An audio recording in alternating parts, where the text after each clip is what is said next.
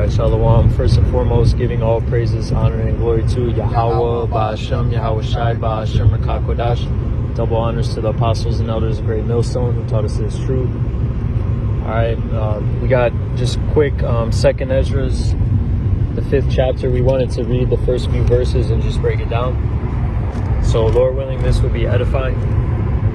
It says, 2nd Ezra's 5 and 1. Nevertheless, as concerning the tokens, behold, the days shall come that they which dwell upon the earth shall be taken in great number. And just for the backdrop, this is Ezra speaking to the angel Uri.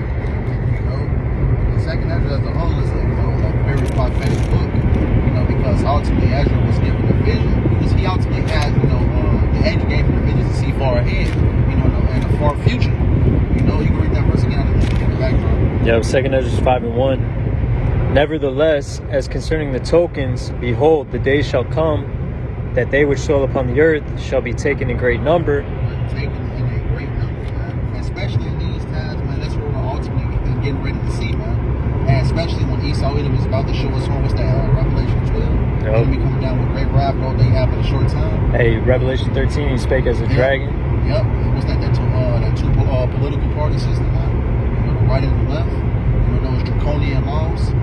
It's going to cause a lot of people to ultimately be put to death. It says, and the way of truth shall be hidden, and the land shall be barren of faith. And right, that happened for a time, man. Ultimately, what this truth was hidden. When YAHAWASHI came, you go loosen the seals, whatnot. But and it's gonna be hidden again. Yeah. When the mercy is closed. We just went on that, but you grab the scripture how it talks about what's that in Isaiah? Ultimately the covering cast that is spread upon all. You know what chapter that is? I believe that's Isaiah 20. Is it Isaiah either 25 or verse 50 somewhere around? Let me see though. Oh, I got it. YAHAWASHI, Isaiah 25 and 7. And he will destroy in this mountain the face of the covering cast upon all people, and the veil that is spread over all nations. Yeah, because we know in Revelation 20 when Esau Edom got back into power, he began to deceive the whole world, and ultimately when him deceiving the whole world, he put up himself as the Lord and Savior, him as a so-called white man, and ultimately began to deceive the other nations into believing a lie, man. And it even says in Revelation 13, he blasphemed the name of God and his image. That's right. He spoke great words against the Most High. Like the brother's going into. And ultimately, not only they change YAHAWASHI to pale so-called white man, but they change. They proclaim them to be the children of Israel. But ultimately, what you grab that in 2nd Ezra 6, ultimately what the truth is coming out. 2nd Ezra 6, I believe, is around 26, 27. I got you. 2nd Ezra 6 and 27. Evil shall be put out, and deceit shall be quenched. As for faith, it shall flourish. Corruption shall be overcome, and truth, which hath been so long without fruit, shall be declared. Right, so this truth is ultimately being manifested in the earth today, man. By what? The Lord's men, the men that YAHAWASHI set up to proclaim this truth, man. And that's ultimately what we're seeing. With this truth coming out, we're, ultimately we're proclaiming what the true children of YAHAWASHI are. The names, who our enemies are, man. This is what this truth is ultimately doing, man. It's casting down strongholds. Right. So this truth was ultimately hidden for a time, but through the spirit of how YAHAWASHI is ultimately brought back into the earth. And so this is how you know that we're at the end, because we have the truth. We have the names of YAHAWASHI. This gospel has been preached to the four corners of the earth, and then the end shall come. So this YAHAWASHI being righteous, he's gonna put his word out there, before the judgment. It says you will be without excuse. Yep. He actually quoted that in the lesson today. So this back in 2nd Ezra's 5 and verse 2. but iniquity shall be increased above that which thou hast seen, or that thou hast heard long ago. Shall you read the verse prior? I want to break down the land about how it says, the land shall be barren of faith. It says 2 Ezra 5:1.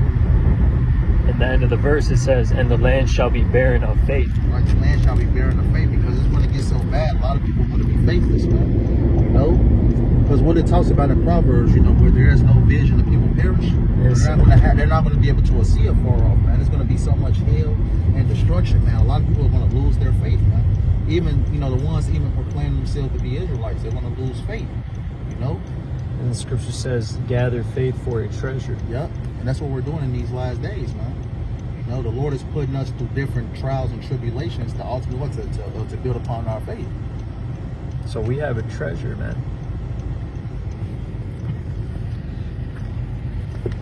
Verse 2, 2 Ezra 5:2. But iniquity shall be increased above that which thou now seest, or that thou hast heard long ago. Right. In Ezra's time, man, iniquity was increasing. How much more so now, man?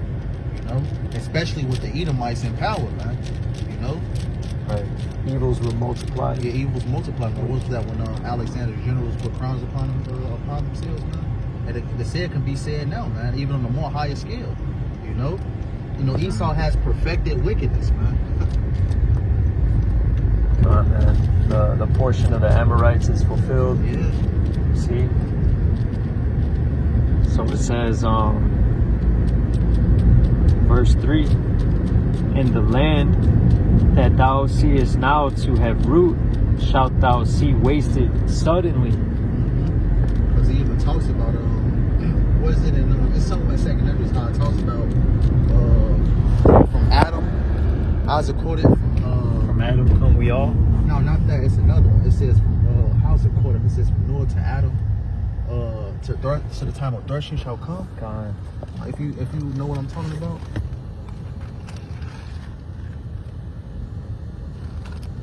What it talks about damn, let me see, can I grab it real quick? Because I'm recording on this phone.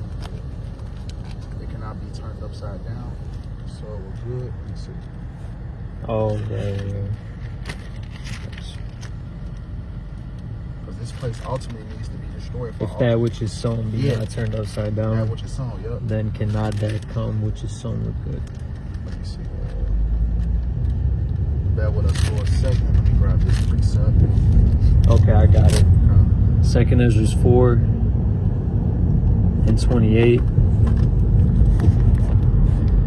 But as concerning the things whereof thou askest me, I will tell thee. For the evil is sown, but the destruction thereof is not yet come. Right, the evil is sown. Ultimately, what? The wickedness is implanted in the earth. We see the wickedness happening. It's sown in the earth. Read that again. Kind of says 2 Ezra 4:29. If therefore, or 28. But as concerning the things whereof thou askest me, I will tell thee. For the evil is sown, but the destruction thereof is not yet come. Right, the evil is sown. We see these, people doing wickedness. Ultimately multiplying on that wickedness. But it says what? The judgment has not yet come. So ultimately what? The destruction has not yet come. The water. So ultimately that's what we're ultimately waiting on, man. The Lord, they're ultimately building up their tab, man. Right. And the Lord is just going to judge them all together.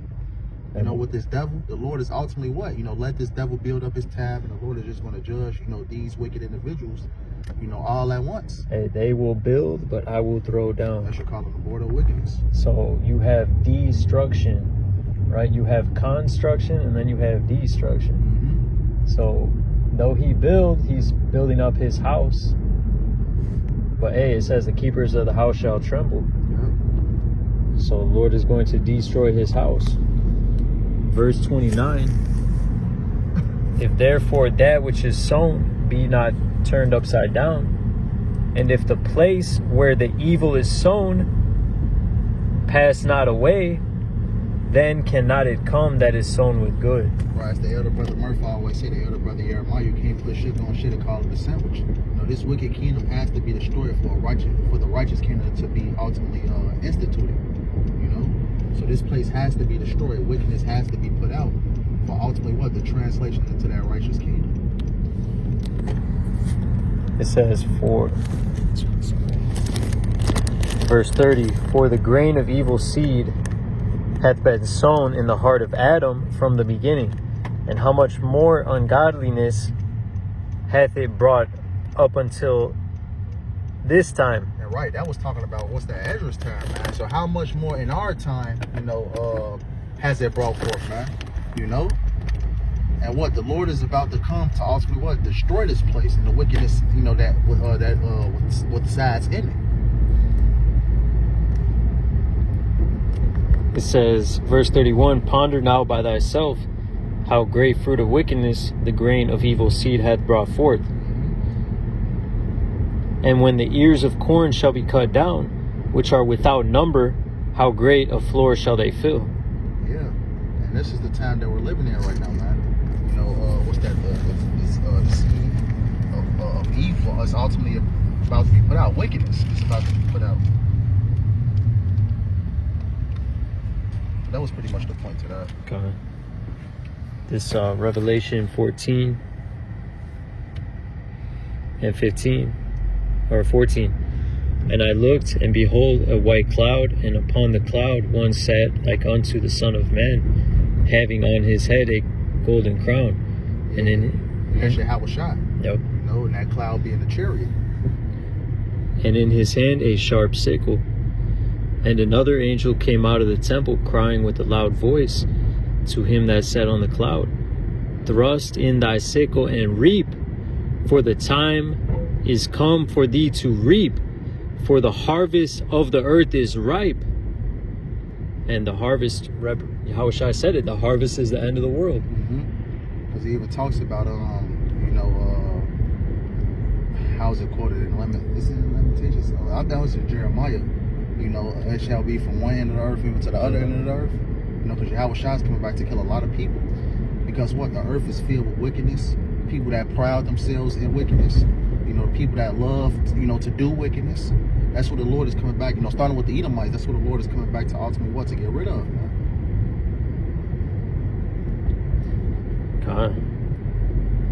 Separate the wheat from the tares. And who serves the Lord and who doesn't. That's right. The elect and not. So this is verse 16. And he that sat on the cloud thrust in his sickle on the earth, and the earth was reaped. And another angel came out of the temple which is in heaven, he also having a sharp sickle. And another angel came out from the altar, which had power over fire, and cried with a loud voice, cried to him that had the sharp sickle, saying, thrust in thy sharp sickle, and gather the clusters of the vine of the earth, for her grapes are fully ripe. Because ultimately what? You're going to have the Lord deliver his elect, and everybody that's not of the elect, is ultimately going to be judged, man. And for their wicked deeds, And that's the next verse, 19. And the angel thrust in his sickle into the earth, and gathered the vine of the earth, and cast it into the great winepress of the wrath of God. Because what do it also say? It says, the blood shall be up to the horse's bridle. How much blood YAHAWASHI is going to spill. Because 444. Because of this great wickedness, that's happening on the earth, man. And the Lord is going to deliver the elect, from amongst, the wickedness. I'm going to get the next verse because you just quoted it too. Verse 20, and the winepress was trodden without the city, and the blood came out of the winepress even unto the horse's bridle, by the space of 1,600 furlongs. Right, so that's a representation of how much blood is going to be spilt, man. And that is a lot of blood, man. How much wickedness, how much, the Lord is going to kill these wicked people, man. That's the representation of how much blood is going to be spilled, man. You can read that verse in 2nd Ezra again, the last one you just read.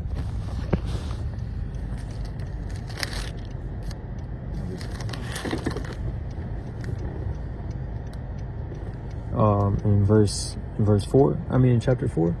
Yeah, what was the last verse you had written in 2nd Ezra?